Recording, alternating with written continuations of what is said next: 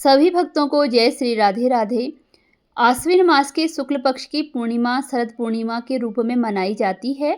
शरद पूर्णिमा को कोजागिरी पूर्णिमा व्रत और रास पूर्णिमा भी कहा जाता है तथा कुछ क्षेत्रों में इस व्रत को कौमुदी व्रत भी कहा जाता है। शरद पूर्णिमा पर चंद्रमा व भगवान विष्णु का पूजन कर व्रत कथा पढ़ी जाती है। धर्म ग्रंथों के अनुसार इसी दिन चंद्र अपनी 16 कलाओं से परिपूर्ण होते हैं।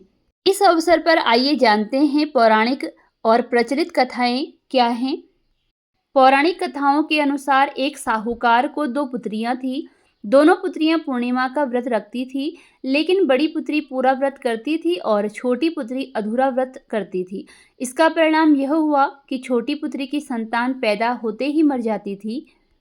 वह बहुत दुखी थी और उसने पंडितों से इसका कारण पूछा, तो उन्होंने बताया कि तुम पूर्णिमा का अधूरा व्रत करती थी, जिसके कारण तुम्हारी संतान पैदा होते ही मर जाती है। पूर्णिमा का पूरा व्रत विधि पूर्वक करने से तुम्हारी संतान जीवित रह सकती है। अतः उसने पंडितों की सलाह पर पूर्णिमा का पूरा व्रत विधि पूर्वक किया। बाद में उसका एक लड़का पैदा हुआ, जो कुछ दिनों बाद ही फिर से मर गया। उसने लड़के को एक पाटे पर लेटाकर ऊपर से कपड़ा ढक दिया।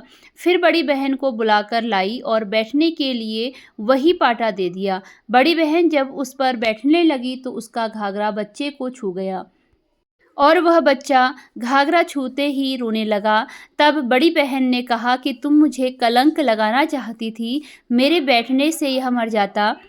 इस पर छोटी बहन बोली कि वह तो पहले से मरा हुआ था, लेकिन तेरे ही भाग्य से वह जीवित हो गया, तेरे पुण्य से ही यह जीवित हुआ है। वह अपनी बड़ी बहन से बोली कि दीदी, तुम्हारे तप और स्पर्श के कारण यह जीवित हो गया है। पूर्णिमा के दिन जो तुम व्रत और तप करती हो, उसके कारण तुम दिव्य तेज से परिपूर्ण और पवित्र हो गई हो। अब मैं भी तुम्हारी ही तरह व्रत और पूजन करूंगी। इसके बाद उसने पूर्णिमा व्रत विधि पूर्वक किया और इस व्रत के महत्व और फल का पूरे नगर में प्रचार किया। जिस प्रकार माँ लक्ष्मी और श्रीहरि ने साहूकार की बड़ी बेटी की कामना पूर्ण कर सौभाग्य प्रदान किया, वैसे ही हम पर भी अपनी कृपा बनाएं।